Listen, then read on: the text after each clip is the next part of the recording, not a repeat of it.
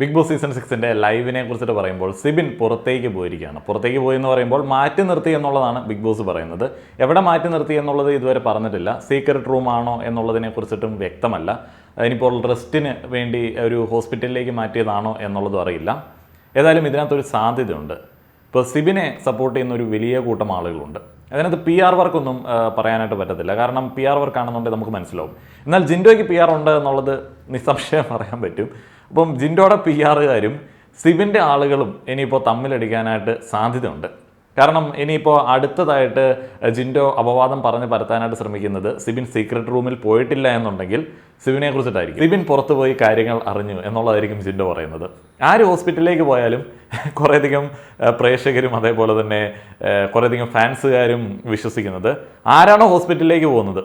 ഇപ്പം സിജോ പോവുകയാണെന്നുണ്ടെങ്കിൽ, ഇപ്പോൾ സിജോ തിരിച്ചു വരാത്തതുകൊണ്ടാണ്, അല്ലെങ്കിൽ വേണ്ട, ഇപ്പം ശ്രീരേഖ പോവുകയാണെന്നുണ്ടെങ്കിൽ ശ്രീരേഖയുടെ ഫാൻസ് ആയിട്ടുള്ള ഡോക്ടറും നേഴ്സും അവിടെ ഇരിക്കുന്നു. ശ്രീരേഖയ്ക്ക് ഹിൻഡ് കൊടുത്തില്ല എന്നുണ്ടെങ്കിൽ അവർക്ക് ഒരു തരവും സമാധാനമില്ല. അപ്പോൾ തന്നെ ശ്രീരേഖയ്ക്ക് കൊടുക്കുന്നു, കുറേ ഹിൻഡുകൾ കൊടുക്കുന്നു. ഇനി അൻസിബയാണ് പോയിട്ടുള്ളത് എന്നുണ്ടെങ്കിൽ തിരിച്ചു വരുമ്പോഴത്തേന് ഇവർ വിചാരിക്കുന്നത് അൻസിബയുടെ ഫാൻസ് ആയിട്ടുള്ള ഡോക്ടേഴ്സിനും നേഴ്സിനും അവിടെ ബിഗ് ബോസ് അറേഞ്ച് ചെയ്തു. ഹിൻഡ് കൊടുക്കാൻ വേണ്ടി മാത്രമായിട്ടാണ് അവരവിടെ അറേഞ്ച് ചെയ്തിരിക്കുന്നത്. എന്തിൻ്റെ ആവശ്യമാണെന്നുള്ളത് എനിക്ക് മനസ്സിലാവുന്നില്ല. ഈ കണ്ടസ്റ്റൻസിന് പുറത്തുകൊണ്ട് ഹിൻഡ് കൊടുത്ത് അകത്തേക്ക് വിടാനായിട്ട് തലയ്ക്ക് വല്ല ഓളം ഉണ്ടോ? ഒരു ബിസിനസ് പെർസ്പെക്റ്റീവിൽ നോക്കുന്ന സമയത്ത് അവർക്ക് എന്തെങ്കിലും ലാഭം വേണ്ടേ ഇവർക്ക് ഈ അൺഫെയർ ആയിട്ടുള്ള ചില സൗകര്യങ്ങൾ ചെയ്തു കൊടുക്കുന്നതിനകത്ത്?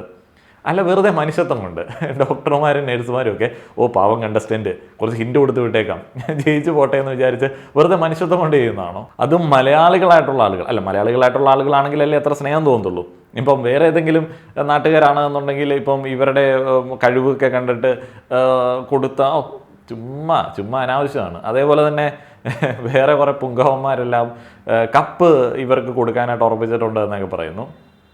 എന്ത് ലോ ലെവൽ ചിന്തയാണ് എന്ന് എനിക്ക് മനസ്സിലാവുന്നില്ല. അതേപോലെ തന്നെ ചില ആൾക്കാർ മുന്നേ വന്ന് ചോദിക്കുകയാണ്, എൻ്റെ പൊന്നെ, നിങ്ങൾ ഇവിടുത്തെ സബ്സ്ക്രൈബേഴ്സ് ആണെന്നുണ്ടെങ്കിൽ ഞാൻ നിങ്ങളോട് വളരെ സിമ്പിളായിട്ട് പറയുന്ന ഒരു കാര്യമുണ്ട്. സബ്സ്ക്രൈബേഴ്സ് ആവാൻ ചാൻസ് ഉണ്ടോ? ഉണ്ടായിരിക്കും കേട്ടോ. ആർക്കാണെങ്കിലും തെറ്റിദ്ധാരണയൊക്കെ ഉണ്ടാവും. നോറ എങ്ങനെയാണ് അറിഞ്ഞത് ഫോട്ടോ ഷെയർ ആവുന്നുണ്ട് എന്നുള്ളത്? നോറ എങ്ങനെയാണ് അറിയാതിരിക്കുന്നത്? അതും കോമൺ സെൻസ് ഉള്ള ഒരു സാധാരണ മനുഷ്യനല്ലേ. നിങ്ങളൊന്ന് ആലോചിച്ച് നോക്കുക. നിങ്ങൾ ഒരാളുടെ കൂടെ ഒരു ഫോട്ടോ എടുത്തിട്ടുണ്ട്, അയാൾ ഒരു ഫംഗ്ഷന് പങ്കെടുത്തിട്ടുണ്ട്. അല്ല, ഇപ്പം ഞാൻ അറിഞ്ഞതാണെന്നുണ്ടെങ്കിൽ വേറെ കേട്ടോ, ഞാൻ പറയുന്നത് ബേസിക് കോമൺ സെൻസിൻ്റെ കാര്യത്തിലാണ്. ഇപ്പം അറിഞ്ഞ കാര്യങ്ങളാണ് പിന്നീട് പ്രൂഫ് വരികയാണെന്നുണ്ടെങ്കിൽ ഓക്കെ, ഇതല്ല, ഇതിനകത്തൊരു സാധ്യതയാണ് പറയുന്നത്. നിങ്ങൾ ഒരാളോട് ഒരു ഫോട്ടോ എടുത്തിട്ടുണ്ട്, അങ്ങനെ നിങ്ങൾ ഗെയിമിലേക്ക് വരികയാണ്. അതേപോലെ തന്നെ ഗെയിമിന് മുമ്പ് നിങ്ങൾ അയാളുമായിട്ട് ഗെയിമിനെ കുറിച്ച് പ്ലാൻ ചെയ്തിട്ടുമുണ്ട്. എന്നിട്ട് നിങ്ങൾ ഗെയിമിലേക്ക് വരുന്ന സമയത്ത് അയാൾ പറയുകയാണ് ഞങ്ങൾ പുറത്ത് വെച്ച് പ്ലാൻ ചെയ്തിട്ടുണ്ട്. അപ്പം നമ്മൾ സ്വാഭാവികമായിട്ടും എന്താണ് തിരിച്ചു പറയുന്നത്? അങ്ങനെ പ്ലാനൊന്നും ചെയ്തിട്ടില്ല. അപ്പം നിങ്ങൾ ചിന്തിക്കുകയോ ഇല്ലയോ പഴയ ഫോട്ടോ പൊങ്ങി വരും എന്നുള്ളത്? ഉറപ്പായും ചിന്തിക്കും. പഴയ ഫോട്ടോ പൊങ്ങും എന്നുള്ളത് ഉറപ്പായിട്ടും ചിന്തിക്കും. ഇത് മിനിമം കോമൺ സെൻസ് ആണ്. ജയദീപും അഭിഷേക് ശ്രീകുമാറും കൂടെ അകത്തേക്ക് വരുന്ന സമയത്ത് ജയദീപ് അകത്തേക്ക് ചെന്ന അന്നാണ് മറ്റേ സ്ക്രീൻഷോട്ട് പുറത്ത് ഷെയർ ആവുന്നത്. അപ്പോൾ തന്നെ ജയദീപിന് മനസ്സിലായി ഏതാണ് പുറത്ത് ഡിസ്കഷൻ എന്നുള്ളത്. അവർ തമ്മിൽ സംസാരിച്ചല്ലോ. ജയദീപ് വന്ന അന്ന് തന്നെ പുറത്തുനിന്ന് എന്തെങ്കിലും ഹിൻഡ് കിട്ടി, അല്ലെങ്കിൽ വന്നങ്ങോട്ട് കയറുന്നതിൻ്റെ വാതിൽക്കൽ ആരെങ്കിലും നിന്നിട്ട് ജയദീപ് ഇങ്ങനെ ഒരു സാധനം പുറത്ത് കറങ്ങുന്നുള്ളൂ കേട്ടോ എന്ന് പറഞ്ഞു കൊടുത്തെന്നാണോ ഉദ്ദേശിക്കുന്നത്? ഇത് ബേസിക് കോമൺ സെൻസ് ആണ്. ഇപ്പം ഞാനല്ല, നിങ്ങളല്ല, ആര് ബിഗ് ബോസിലേക്ക് എന്നാലും ഇപ്പം നമ്മൾ ആർക്കെങ്കിലുമൊക്കെ മെസ്സേജ് അയച്ചിട്ടുണ്ടെങ്കിൽ, നമ്മൾ ആ കണ്ടസ്റ്റൻസിൽ ആർക്കെങ്കിലും മെസ്സേജ് അയച്ചിട്ടുണ്ട് എന്നുണ്ടെങ്കിൽ, മോശമായിട്ട് പറഞ്ഞിട്ടുണ്ട് എന്നുണ്ടെങ്കിൽ, അല്ലെങ്കിൽ നമ്മൾ അവരുടെ കൂടെ ഫോട്ടോ എടുത്തിട്ടുണ്ട് എന്നുണ്ടെങ്കിൽ, അല്ലെങ്കിൽ നമ്മൾക്കെതിരെ ഓൾറെഡി അങ്ങനെ ഒരു ആരോപണം ഉണ്ട് എന്നുണ്ടെങ്കിൽ അതൊക്കെ പൊങ്ങി വരാനായിട്ടുള്ള സാധ്യതയൊക്കെ ആളുകൾക്ക് മനസ്സിലാവും. ശരിക്കും നോറയ്ക്ക് ജിൻഡോ ബർത്ത്ഡേക്ക് വന്ന ആ ഒരു ഫോട്ടോയെ കുറിച്ചിട്ട് നല്ല ബോധ്യമുണ്ട്, അത് പൊങ്ങി വരും എന്നുള്ളത് അവർക്കറിയാം. അത് പൊക്കേണ്ടതിന് വേണ്ടിയാണ് ജിൻഡോ അവിടെ അങ്ങനെ ഒരു കാര്യം പറഞ്ഞത് എന്ന് പോലും കോമൺ സെൻസിൽ ചിന്തിക്കാൻ പറ്റും. തീരെ മണ്ടന്മാരൊന്നും അല്ലല്ലോ ബിഗ് ബോസിൽ പോകുന്ന എല്ലാ ആൾക്കാരും. ജിൻഡോയ്ക്ക് മാത്രമല്ലല്ലോ ബുദ്ധിയുള്ളത്, എല്ലാ ആളുകൾക്കും ബുദ്ധിയുണ്ട്. എല്ലാ ആളുകൾക്കും അത്യാവശ്യം കുരുട്ട് ബുദ്ധിയൊക്കെ ഉണ്ട്. അതിനകത്ത് കണ്ടസ്റ്റൻസ്, സീസൺ 6-ലെ കണ്ടസ്റ്റൻസിൻ്റെയൊക്കെ മൊത്തത്തിലുള്ള ഒരു നിലവാരം എടുത്ത് നോക്കിക്കഴിഞ്ഞാൽ ഈ നിലവാരം എന്ന് പറയുന്നൊരു സംഗതി ഭൂരിപക്ഷം ആളുകൾക്കും ഇല്ല. കുറച്ച് ക്വാളിറ്റി കണ്ടസ്റ്റൻസ് ഒക്കെ ഉണ്ട്. പിന്നെ അവർക്കെല്ലാം നല്ല അതിബുദ്ധിയുണ്ട്. അഹങ്കാരം കൊണ്ട് പറയല്ല, ഒരു കണ്ടസ്റ്റൻറ്റിനോടും താല്പര്യം തോന്നിയിട്ടില്ല. ഇപ്പം നമ്മളെക്കാളും ബെറ്റർ ആയിട്ടുള്ള ഒരാളെ കാണുന്ന സമയത്താണ് നമുക്ക് അവരോട് എന്തെങ്കിലും ഒരു ഇഷ്ടം തോന്നുന്നത്. എന്നെക്കാളും ബെറ്റർ ആയിട്ടുള്ള ഒരാളെ ഞാൻ കാണുന്ന സമയത്ത് അവരോട് എനിക്ക് ഒരു ഫാൻ എന്ന് പറയുന്ന ഒരു ഇത് തോന്നുമായിരിക്കും. എന്നെക്കാളും ബെറ്റർ ആയിട്ടുള്ള ഒരാൾ ഞാൻ സീസൺ 6-ൽ കണ്ടിട്ടില്ല. സീസൺ 5-ൽ അങ്ങനെയുള്ള പല ആളുകളുണ്ടായിരുന്നു. സീസൺ 6-ൽ അങ്ങനെയുള്ള ഒരാളെ എനിക്കിതുവരെ കാണാനായിട്ട് പറ്റിയിട്ടില്ല. പിന്നെ PR ഉണ്ടോ ഇല്ലയോ എന്നുള്ള കാര്യത്തിലൊക്കെ ചുമ്മാ മറ്റേ ഇരുട്ടുകൊണ്ട് ഓട്ട അടയ്ക്കാനായിട്ട് ശ്രമിക്കേണ്ട, അതൊക്കെ എനിക്കറിയാം. പിന്നെ എന്നാന്ന് വെച്ച് കഴിഞ്ഞാൽ ഈ മേഖലയിലൊക്കെ വർക്ക് ചെയ്യുന്ന പല ആളുകളും, ഈ പല ആളുകൾക്ക് വേണ്ടി വർക്ക് ചെയ്യുന്ന പല ആളുകളും പരിചയക്കാരൊക്കെ ആയതുകൊണ്ടും അവരുടെ ജീവന മാർഗമായതുകൊണ്ടും അതിനകത്തൊന്നും അവരുടെ പെർസ്പെക്റ്റീവിൽ നോക്കുന്ന സമയത്ത് തെറ്റൊന്നും ഞാൻ കാണാത്തത് കൊണ്ടും എനിക്ക് ഇപ്പം PR ചെയ്യരുത് എന്നൊന്നും പറയുന്നതിനകത്ത് താല്പര്യമൊന്നുമില്ല. പൈസ ഉള്ളവൻ അങ്ങനെ കുറേയധികം ആളുകൾക്ക് തൊഴിൽ കൊടുക്കുന്നു, അവർക്ക് ഓരോ കമൻറ്റുകൾ ഇടുന്ന സമയത്ത് 20 പൈസ മുതൽ 80 പൈസ വരെ കിട്ടുന്നു. അപ്പം അതൊക്കെ അത് നടന്നോട്ടെ, അത് ആ മേഖലയിലുള്ളതാണ്. അതേപോലെ തന്നെ ബോട്ടുകൾ വെച്ചിട്ട് കമൻ്റ് ഇടുന്ന ആളുകളുണ്ട്. എന്ന് വെച്ച് കഴിഞ്ഞാൽ ഇപ്പം വീഡിയോ ഒന്നും കാണണ്ട, ഇപ്പം ഒരു വീഡിയോ ഇങ്ങനെ വരികയാണ്, ജിൻഡോയ്ക്കെതിരെയുള്ളൊരു വീഡിയോ വരികയാണ്, അല്ലെങ്കിൽ ആർക്കെങ്കിലും എതിരെയുള്ളൊരു വീഡിയോ വരികയാണ്. അപ്പോൾ ആ വീഡിയോയ്ക്കകത്ത് കോമൺ ആയിട്ട് എന്താണോ പറയാൻ വേണ്ടി ഉദ്ദേശിക്കുന്നത് ആ ഒരു കമൻറ്റുകൾ മൊത്തത്തിൽ ടൈപ്പ് ചെയ്തിട്ട് വെച്ചിരിക്കുകയാണ്. അപ്പോൾ നേരെ അങ്ങോട്ടേക്ക് ലിങ്ക് പേസ്റ്റ് ചെയ്യുന്നു, പട്ട ആ കമൻറ്റുകളായിരിക്കും വരുന്നത്.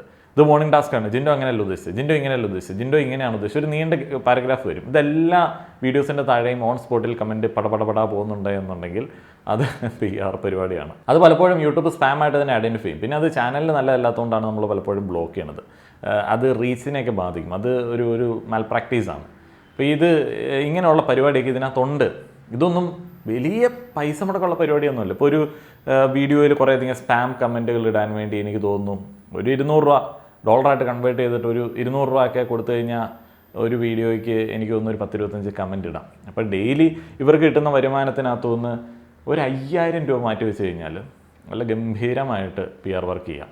ഒരു 2 പിള്ളേരെ ഹയർ ചെയ്ത് കഴിഞ്ഞാൽ പോട്ടെ, ഒരു 10,000 രൂപ മാറ്റി വെച്ച് കഴിഞ്ഞാൽ അടിപൊളിയായിട്ട് PR വർക്ക് ചെയ്യാം. പിന്നെ ഇവർ ചെയ്യുന്നത് എന്താണെന്ന് വെച്ച് കഴിഞ്ഞാൽ വാട്സപ്പ്, ടെലിഗ്രാം ഗ്രൂപ്പുകളൊക്കെ ഉണ്ടാക്കും. ഇപ്പോൾ ഗ്രൂപ്പുകൾ ഉണ്ടാക്കുന്ന സമയത്ത് എന്താണെന്ന് വെച്ച് കഴിഞ്ഞാൽ അംഗീകാരമാണല്ലോ, അങ്ങനെ അവർക്ക് ഫ്രീ ഓഫ് കോസ്റ്റ് കുറേയധികം ആൾക്കാരെ കിട്ടും. അപ്പോൾ അവരാണ് മറ്റേ ഈ റിപ്ലൈ പരിപാടികൾ, അക്രമം പരിപാടികൾ, തെറിവിളി പരിപാടികൾ, അങ്ങനെയുള്ള പരിപാടികളൊക്കെ കോർഡിനേറ്റ് ചെയ്യണത്.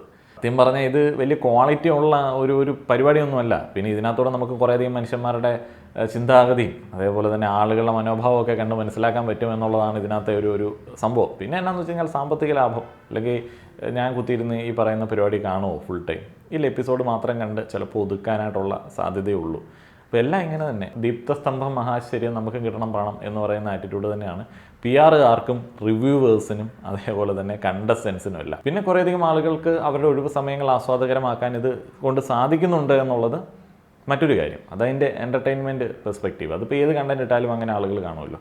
അപ്പോൾ അത് രസമാണ്, അത് അതിൻ്റെ രീതിയിൽ തന്നെ എടുക്കണം. അപ്പോൾ എല്ലാ ആൾക്കാരും അതിൻ്റെ രീതിയിലാണ് ഇതിനെ നോക്കിക്കാണുന്നതെന്ന് എനിക്ക് തോന്നുന്നില്ല. ഇപ്പം നമ്മുടെ പ്രേക്ഷകരിൽ ഭൂരിഭാഗം ആളുകൾക്കും ഇതൊരു എൻ്റർടൈൻമെൻറ്റാണ്. പക്ഷേ ചില ആളുകൾ വിചാരിക്കുമ്പോൾ അവരങ്ങനെ നെഞ്ചിലേക്ക് എടുത്തിട്ടാണല്ലോ വരണേ. അയ്യോ അയാളെ പറഞ്ഞു, അപ്പോൾ ഇയാൾ മറ്റേ ആളുടെ ആളായിരിക്കും. അയ്യോ ഇയാൾ ഇങ്ങനെ പറഞ്ഞു, അപ്പോൾ ഇയാൾ മറ്റേ ആളുടെ ആളായിരിക്കും. അയ്യോ ഇയാൾ എൻ്റെ അണ്ണൻ്റെ ഹേറ്റർ തന്നെ. അവരാരാണ് ഈ കണ്ടസ്റ്റൻസ്? നമുക്ക് ആരാണ്?